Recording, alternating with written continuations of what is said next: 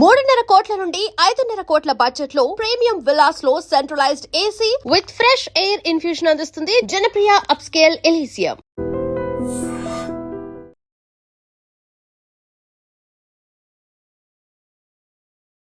Hi నమస్తే, welcome to iDream Media. నేను మీ రొద్దం శ్రీనివాస్. ఆగస్టు 6 అంటే హైదరాబాద్లో తెలంగాణ రక్షణ సేన ఒక భారీ కార్యక్రమాన్ని నిర్వహించదలపెట్టింది. సామాజిక తెలంగాణ సంకల్ప సభ పేరుతో బీసీలకు రాజకీయ రిజర్వేషన్లతో పాటు స్థానిక సంస్థల్లో అదేవిధంగా అన్ని విధాలుగా వాళ్లకు సామాజిక న్యాయం జరగాలనే ఉద్దేశంతో ఇప్పుడు ఈ సభ నిర్వహించబోతున్నారు. దీనికి సంబంధించి మరిన్ని వివరాలు మనకు చెప్పడానికి తెలంగాణ రక్షణ సేన అధికార ప్రతినిధి ఆర్వీఆర్ ప్రసాద్ గారు ఉన్నారు. నమస్తే ప్రసాద్ గారు. నమస్కారం అండి. ప్రసాద్ గారు, ఏంటి ఈ సామాజిక తెలంగాణ సంకల్ప సభ ఉద్దేశం ఏంటి? మీరు ఏం చేయబోతున్నారు ఈ సభ ద్వారా? ముందుగా మీ ఐడ్రీమ్ యాజమాన్యానికి ధన్యవాదాలు, అలాగే మీ ఐడ్రీమ్ వీక్షకులకి నమస్కారాలు. ముఖ్యంగా తెలంగాణ రాజకీయాల్లో సరికొత్త రాజకీయ శక్తిగా మా తెలంగాణ రక్షణ సేన తన స్థానాన్ని బదిలీ చేసుకున్నది. అలాగే ప్రజల యొక్క అవసరాల కోసం, ప్రజల యొక్క వాళ్ళ యొక్క నీడ్ అండ్ నెసెసిటీస్ ఉంటాం కదా, వాటి కోసం ఉద్భవించిందే తెలంగాణ రక్షణ సేన. ఎందుకంటే 10 సంవత్సరాలు బీఆర్ఎస్ పాలన కానీ, 2.5 సంవత్సరాలు ప్రజెంట్ కాంగ్రెస్ పాలన కానీ ఏ ఒక్క వర్గము సంతృప్తికరంగా లేదు. అలాగే రైతులు కానీ, బీసీ సామాజిక వర్గాలు కానీ, విద్యార్థులు కానీ, యువత కానీ ఏ ఒక్క వర్గం కూడా సంతృప్తికరంగా లేదు. ఇలాంటి సమయంలో బీసీలను మోసం చేసే ఉద్దేశంతో ప్రస్తుత ముఖ్యమంత్రి రేవంత్ రెడ్డి సర్కార్ మరి 42% అని చెప్పి ఏదో వాళ్ళకి కంటికి తుడుపు చర్యలాగా ఇక్కడి నుంచి అసెంబ్లీలో తీర్మానం చేసి పంపించి చేతులు దులుపుకుంది. బాధ్యతగా పాస్ చేయించాల్సినటువంటి బీజేపీ పార్టీ మాకేం సంబంధం లేనట్టు, బీసీలంటే ఒక ఓటు బ్యాంకే కానీ మాకు వాళ్ళపైన ఏమి చిత్తశుద్ధి లేదు అన్నట్టుగా అది ప్రవర్తిస్తూ ఉంది.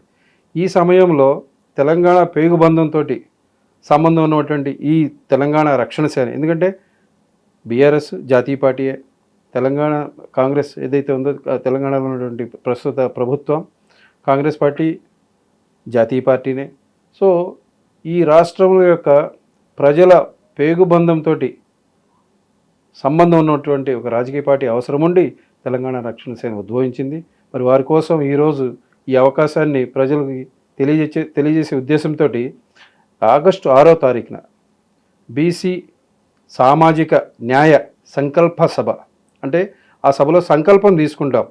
బీసీ సామాజిక వర్గానికి సమాన హక్కులు, సమాన న్యాయం జరిగేంతవరకు తెలంగాణ రక్షణ సేన సంకల్పం తీసుకొని వారికి అండగా ఉండే దానికోసమే తెలంగాణ న్యాయ సంకల్ప సభ అనేది, సామాజిక న్యాయ సంకల్ప సభ అనేది మేము కండక్ట్ చేస్తున్నాం. దానికి ప్రజల నుంచి విస్తృతమైనటువంటి ఆదరణ లభిస్తుంది. మా పార్టీ రక్షణ సేన కార్యకర్తలు, అలాగే నియోజకవర్గ ఇన్ఛార్జీలు చాలా విస్తృతంగా కష్టపడి ప్రజల్లోకి వెళ్ళి ప్రజలకి చెప్పి మరి వారిని బీసీ వర్గాలకి న్యాయం చేయాలంటే ఒక సభ పెట్టి ఆ సభ ద్వారా దేశానికి ఒక సందేశాన్ని పంపించాలి. ఆ సభ తర్వాత తెలంగాణ రాష్ట్రంలో సమూల మార్పులు వస్తాయి. బీసీల కోసం ప్రతి పార్టీ గళమెత్తి ముందుకొస్తుంది. మేము 50% రిజర్వేషన్ రాజకీయంగాను, అలాగే ఉద్యోగాల్లోనూ, స్థానిక సంస్థల్లో కూడా 50% బీసీ సామాజిక వర్గానికి రిజర్వేషన్ కావాలి, కల్పించాలి అనే డిమాండ్ తోటి మేము ముందుకెళ్తాం. సార్, ఎక్కడ నిర్వహిస్తున్నారు ఈ సభ? ఎంతమంది రావచ్చని అంచనా వేస్తున్నారు? ఎలాంటి తీర్మానాలు చేయబోతున్నారు ఈ సభలో? ఈ సభ హైదరాబాద్లో ఆగస్టు 6వ తారీఖు 10 గంటలకి హైదరాబాద్లో సరూర్ నగర్ ఇండోర్ స్టేడియంలో కొద్దిమంది ప్రతినిధులతోటి మేము సమావేశం నిర్వహించుకుంటున్నాం. ముఖ్యంగా బీసీ, ఎస్సీ, ఎస్టీ, అలాగే మైనారిటీ సామాజిక వర్గాల నుంచి కూడా ఈ సభకి మా ప్రతినిధుల ద్వారా ఆహ్వానం వస్తున్నారు. సుమారుగా 15,000 మందికి తగ్గకుండా మా సభ నిర్వహించుకోబోతున్నాం. ఈ సభ ద్వారా ఒకటి బీసీ సామాజిక వర్గాలకి సమాన హక్కులు, సమాన న్యాయం, చిత్తశుద్ధితో చేసేటటువంటి రాజకీయ పార్టీలు ముందుకు రావాలని మా తీర్మానంలో ముఖ్యంగా తీర్మానం చేయబోతున్నాం. తద్వారా బీసీ సామాజిక వర్గాలకి న్యాయం జరుగుతుందనేటువంటి విశ్వాసం ప్రతి రాజకీయ పార్టీ కూడా ఈ బీసీ సామాజిక అంశంతో ముందుకు వచ్చే విధంగా మేము ప్రేరేపితం చేస్తున్నాం.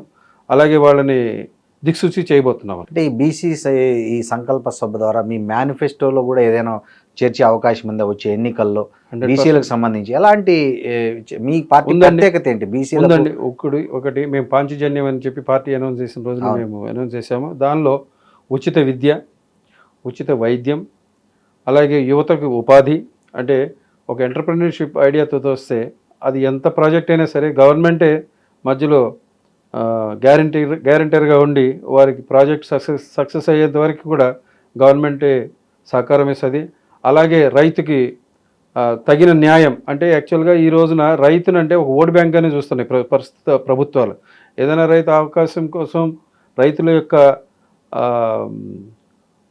మెప్పు పొందే దానికోసమే ప్రయత్నాలు చేస్తున్నాయి. కానీ నిజంగా రైతుకి ఒక గౌరవం ఇచ్చేటటువంటి ఏ రాజకీయ పార్టీ కూడా ఇంతవరకు రాలేదు. రైతు కోసం రైతును ఒక రాజులాగా ఉండే విధంగా చేసేటువంటి పథకాలు ఉన్నాయి. అవి ఇప్పుడే మేము అనౌన్స్ చేయం. రైతు కోసం సపరేట్గా ఎంఆర్ఓ ఆఫీస్లో కానీ ఏ ప్రభుత్వ కార్యాలయానికి వెళ్ళినా సరే ప్రత్యేకమైనటువంటి ఒక ఛాంబర్ని ఏర్పాటు చేసి వారిని తగు మర్యాదతోటి వారి యొక్క పనులు అయ్యేటటువంటి వ్యవస్థను మేము తీసుకొస్తాం. అలాగే మీరు అడిగారు, అవును, బీసీ సామాజికం కోసం మీ మేనిఫెస్టోలో ఏముంది అని. అవును, మేము సామాజిక న్యాయమే బీసీల కోసం. ఓకే. ఈ సబ్బండ వర్గాలు ఏదైతే ఉందో వలనరబుల్ సెక్షన్స్ అంటాం, అంటే అత్యంత దుర్భరమైనటువంటి జీవితాన్ని గడుపుతున్నటువంటి కుటుంబాలు, అవి దురదృష్టవశాత్తు బీసీ సామాజిక వర్గంలోనే ఎక్కువగా కనిపిస్తున్న రోజులు ఇవి. అంటే ప్రస్తుత గతించిపోయిన ప్రభుత్వాలు ఫెయిల్ అయిపోయి వారికి సరైనటువంటి ఆదరణ ఇవ్వకపోవటం వలన ఇంకా వారు ఆ దుర్బల స్థితిలోనే ఉండటం జరుగుతుంది. కనుక సామాజిక న్యాయం అక్కడి నుంచే తీసుకురావాలనేది మేము సంకల్పం తీసుకోబోతున్నాం. వారికి సమాన హక్కులు, సమాన న్యాయం అందించాలనేది ఇదే మా మేనిఫెస్టోలో కూడా మేము. అంటే అల్పసంఖ్యాక వర్గాలు కానీ, అలాగే బలహీన వర్గాలు కానీ, అలాగే దివ్యాంగులు అంటే ఫిజికల్ డిజేబుల్డ్ వారికి కూడా సామాజికంగా న్యాయం జరగట్లేదు. ఓకే. వారు కూడా దుర్బల కుటుంబాల్లోనే వస్తారు, వలనరబుల్ సెక్షన్స్ కిందకే వస్తారు. మరి వారికి కూడా న్యాయం జరగాల. ఇలాంటి అన్ని వర్గాల్ని సమీకరించుకొని వారి కోసం ఒక తీర్మానం చేసుకొని సమాన హక్కులు, సమాన న్యాయాలు అందించే దానికోసమే మా మేనిఫెస్టోలు కూడా పెట్టారు. సార్, ఈ తీర్మానం తర్వాత మీ పార్టీ దాని కార్యాచరణకు ఏమైనా క్షేత్రస్థాయిలో ఉద్యమాలు చేపడుతుందా? దానికి సంబంధించిన రోడ్ మ్యాప్ ఏదైనా మీ దగ్గర తయారుగా ఉందా? మేము ఆల్రెడీ 2 సంవత్సరాలకి క్యాలెండర్ మేము రాసుకున్నామండి. ఓకే. ప్రజల్లో క్షేత్రస్థాయిలో పర్యటించి ప్రజల అవసరాల కోసం, వారి కోసం ఉద్యమాలు మీరు రీసెంట్గా చూసే ఉంటారు. ఖమ్మంలో వెలుగుమట్ల మరి అన్ని కుటుంబాలని రోడ్డు మీద అర్ధరాత్రి పూట ఖాళీ చేయించిన ఘనత ఈ ప్రస్తుత ప్రభుత్వాన్ని. వారిని రోడ్డు మీద పడేస్తే ఏదో వేళ్ల కొద్దీ కొంతమంది టూరిస్టులు నాయకుల్లాగా వెళ్ళారు, వాళ్ళు అక్కడ పబ్బం గడుపుకున్నారు, వచ్చేసారు. కానీ వారి కోసం మా కవితమ్మ పోయి ధర్నా చేసి ధర్మ సమాజ్ పార్టీ లాంటి డాక్టర్ విశారదన్ గారితో సహకారంతో మేము ధర్నా చేసి, అలాగే ఆమరణ నిరాహార దీక్ష పూనుకున్న తర్వాత ఈ ప్రస్తుత ప్రభుత్వం దిగొచ్చి వారికి మరి పట్టాలు ఇవ్వటం జరిగింది. అలాంటి సంఘటనలు 20 దాకా ఉన్నాయి. ఓకే. సో బలహీన వర్గాలకి కానీ ఎక్కడైతే ప్రజలకి రాజకీయ శక్తి అవసరం ఉంటుందో అక్కడ మేము ఖచ్చితంగా ఉంటాం. అది రాష్ట్రంలో ఏ మూలైనా సరే మా దగ్గర కార్యాచరణ ప్రణాళిక ఉంది. దాన్ని సక్రమంగా మా పాంచజన్యాన్ని ప్రజల్లోకి తీసుకెళ్తాం, ఇంటింటికి గడప గడపకి తీసుకెళ్తాం. ఉచిత విద్య, ఉచిత వైద్యం ద్వారా సామాజికంగా సమూల మార్పులు రాబోతున్నాయి. ఎందుకంటే ఇవాళ వారు సంపాదించే సంపాదనలో మొత్తం విద్యకి, వైద్యానికే ఖర్చు అవుతున్న రోజులు ఇవి. సో అవి ఉచితంగా అందించడం ద్వారా ప్రభుత్వం వారి యొక్క లైవ్లీహుడ్ని, అంటే వాళ్ళ జీవన ప్రమాణ గతుల్ని మార్చబోతుంది. సో ప్రభుత్వం ఈ విధమైనటువంటి హామీలు, అంటే ఈ పథకాలను అమలు చేయడం ద్వారా మరి సమాజంలో సమూల మార్పులు వస్తాయి. మా పార్టీ అధికారంలోకి వచ్చిన వెంటనే అవి మొదలు. మీ సభ ద్వారా మీ ఉద్దేశం ఏంది? తక్షణం ఉన్న ప్రభుత్వంపై ఒత్తిడి పెంచడమా, లేదా అన్ని పార్టీలు బీసీల గురించి, బీసీల హక్కుల గురించి ఆలోచించి ఒక కార్యాచరణకు ముందుకు రావాలనే ఒక ఉద్దేశమా? సర్టన్లీ రెండో అంశమే. ఓకే. ఈ ప్రభుత్వం మీద ప్రెజర్ పెంచినా ఉపయోగం లేదు. ఎందుకంటే ఈ కాంగ్రెస్ ముఖ్యమంత్రి గారు బీజేపీ ప్రధానమంత్రి గారి దగ్గర శిష్యరికం చేస్తున్నారు. వారు ఏం చెప్తే అదే వీరు పాటిస్తున్నారు కనుక చిత్తశుద్ధి లేని ముఖ్యమంత్రి గారు, అలాగే ప్రజల గోడు విననటువంటి ప్రతిపక్షము ఫెయిల్యూర్ అయింది. బీఆర్ఎస్ ప్రతిపక్షం కూడా ఫెయిల్యూర్ అయింది. ఇలాంటి సమయంలో మేము బీసీలకి సామాజిక న్యాయ సంకల్ప సభ ద్వారా మేము ఈ అంశాన్ని ముందుకు తీసుకెళ్ళడం వల్ల ప్రతి రాజకీయ పార్టీ ఇదే అంశాన్ని ఎజెండాగా పెట్టుకొని వస్తే ఖచ్చితంగా బీసీలకి న్యాయం జరుగుతుందనే ఉద్దేశమే మా యొక్క సభ సంకల్పం అది. థ్యాంక్ యూ ప్రసాద్ గారు. Thank you.